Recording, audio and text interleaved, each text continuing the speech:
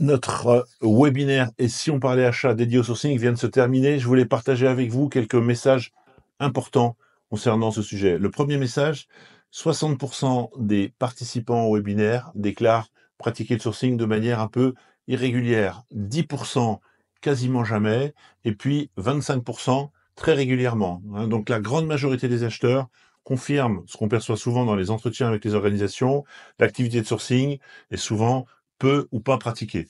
On a essayé de comprendre un peu pourquoi c'était peu ou pas pratiqué. On a identifié 4 raisons principales qui viennent expliquer cette non-pratique de l'activité de sourcing. La première, c'est que pour beaucoup d'acheteurs, l'activité de sourcing n'est pas considérée comme suffisamment importante pour qu'on vienne chambouler son organisation et la mettre en place. Donc on a un problème de compréhension de à quoi va permettre de bien réaliser son activité de sourcing pour une partie importante des acheteurs.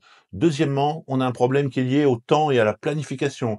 Pour faire du sourcing, il faut pouvoir consacrer du temps à cette activité et il faut la planifier. Et quand ce travail-là n'est pas organisé, eh bien évidemment, on va vite à l'essentiel, la publication de sa consultation et le travail avec les fournisseurs existants. Troisièmement, l'identification des difficultés et pourquoi aujourd'hui on pratique peu le sourcing.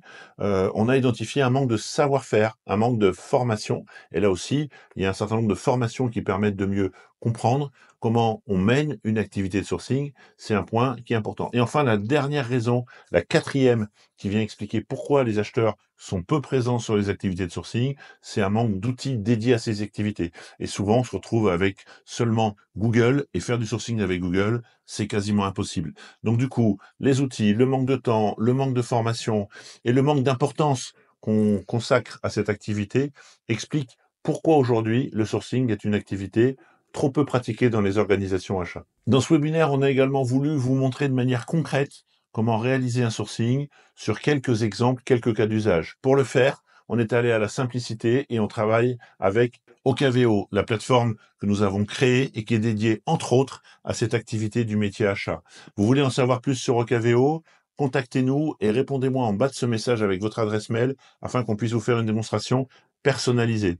Voilà, le sourcing, c'est une activité essentielle des acheteurs, trop peu pratiquée, qui engendre beaucoup de difficultés, comme un manque de réponse de vos fournisseurs à vos appels d'offres, un panel fournisseur qui s'épuise, et puis pour ceux qui sont confrontés à ces sujets, eh bien quelquefois, peu d'acteurs qui répondent, voire pas d'acteurs, hein. Il y a un certain nombre de marchés déclarés infructueux. Donc développer vos pratiques de sourcing, du savoir-faire, c'est une activité importante qu'il faut planifier et organiser, et enfin se doter d'outils, parce qu'on est en 2024, et aujourd'hui les outils pour faire du sourcing aux achats, ça existe, c'est pratique et c'est facile à utiliser.